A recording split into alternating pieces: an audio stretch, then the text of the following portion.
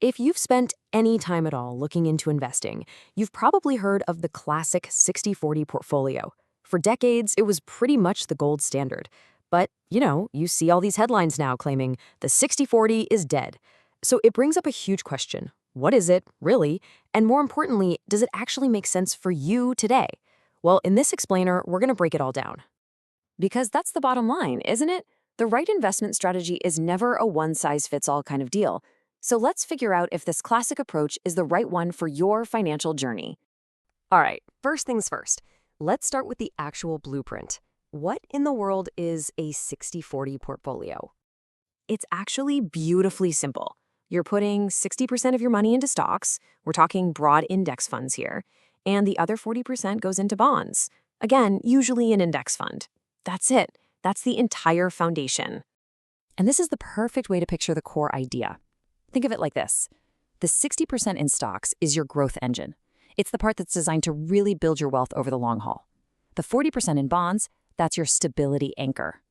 Historically, this has worked so well because when stocks took a nosedive, bonds would often hold steady or even go up, which really helped cushion the blow.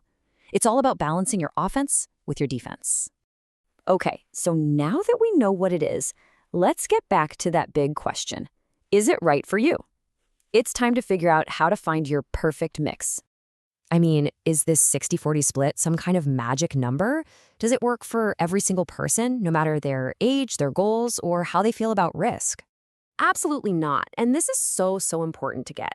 Think of the 60-40 portfolio as a famous landmark on a map. It's a great starting point, a well-known framework, but it is not the final destination for everyone. The real key here is that your ideal allocation, your perfect mix, needs to be tailored to you. And as you can see, it really boils down to three key things: your age, your personal comfort level with risk, and of course, what your financial goals actually are. Let's make this real with a few examples. First up, let's imagine a 25-year-old who's just starting to invest for retirement. For this person, retirement is maybe 40 years away. Time is their biggest superpower. So a much more aggressive 90-10 split makes a whole lot of sense. They have decades to ride out any market dips, so the number one goal is maximizing that long-term growth. Okay, now let's fast forward a bit. Picture a 45-year-old professional. Retirement might be 20 years away now, and the strategy starts to shift. And for this investor, the classic 60-40 really hits that sweet spot.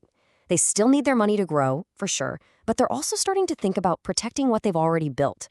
That 40% in bonds provides a cushion against big drops, which, let's be honest, feel a lot scarier when you have less time to recover. And finally, let's consider a 65-year-old who is right on the verge of retirement. Pretty soon, they're going to need to start living off these investments. For them, we flip the script entirely. A more conservative 40-60 allocation is probably the way to go. At this stage of the game, preserving the money they have and generating stable income is the top priority. Aggressive growth takes a backseat. This quote just says it all, doesn't it? Your investment strategy isn't about chasing a trend or doing what someone else is doing. It's about building a portfolio that serves your unique life, your timeline, and your goals. Okay, so let's say you've picked your target mix. You're all set, right? Well, not quite. The work isn't totally over. Now we have to talk about maintenance, and that means understanding the art of rebalancing. So what is rebalancing? It's really just the simple act of resetting your portfolio. You see, over time, as your stocks and bonds grow at different rates, your perfect 60-40 split is going to drift. Rebalancing is just the process of bringing it back in line with your plan.